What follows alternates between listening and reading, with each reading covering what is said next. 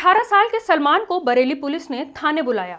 4 दिन के बाद जब वो अपने घर वापस पहुंचा तो सलमान के शरीर पर गहरे चोट के निशान थे। उसे इस कदर पीटा गया था कि उसकी पूरी पीठ, उसके हाथ पैर सब नीले पड़ चुके थे। सलमान बेहद डरा हुआ था क्योंकि थाना प्रभारी ने उसे धमकी दी थी कि तुझे काला पानी भेज दूंगा, तेरी खाल उधेड़ दूंगा। सलमान घर आया और फिर कुछ देर के बाद परिवार वालों को उसकी लाश फंदे से लटकी हुई मिली।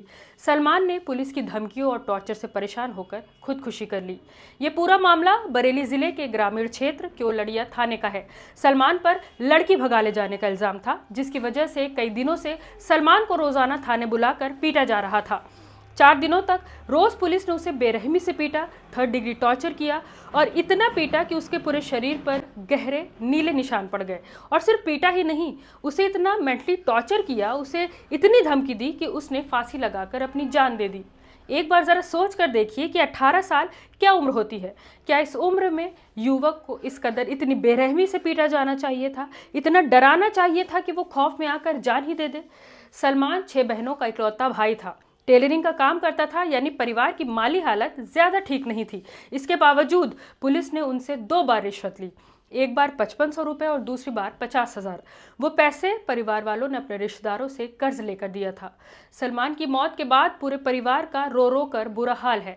घर वालों का कहना है कि सलमान बेगुनाह था, उसने कोई लड़की नहीं भगाई थी, फिर भी पुलिस ने बिना सबूत के उसे थाने में रखकर टॉर्चर किया और इतना टॉर्चर किया कि उसका पूरा जिस्म नीला पड़ गया। इस घटना के बाद पूरे इलाके में मातम पसरा हुआ है। सलमान की बहनों का कहना है कि हम 6 बहनें हैं और अब हमारा कोई भाई नहीं रहा।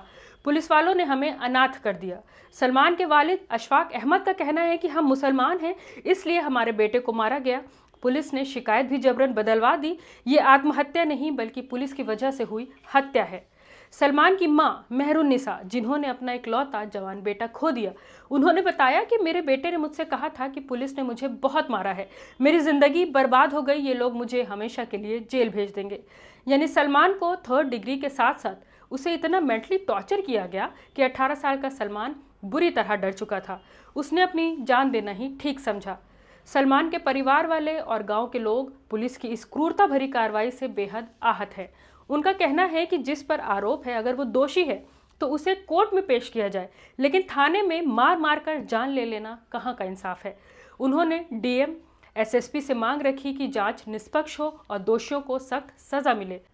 सलमान की मौत ने पुलिस की जांच और थाने में होने वाले टॉर्चर पर बड़ा सवाल खड़ा कर दिया है। अब देखना यह होगा कि परिवार को इंसाफ मिलता है या फिर नहीं।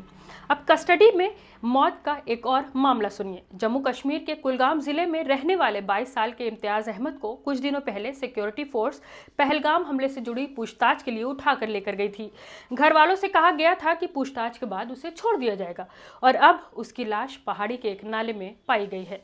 परिवार का कहना है कि उसकी मौत पुलिस कस्टडी में हुई है, जबकि पुलिस ने बताया कि इम्तियाज ने आतंकवादियों का ओवरग्राउंड वर्कर होने की बात कबूल की थी। वो 23 अप्रैल को हुई मुठभेड़ में भी जुड़ा हुआ था और उस दिन 2 आतंकवादी भाग निकले थे।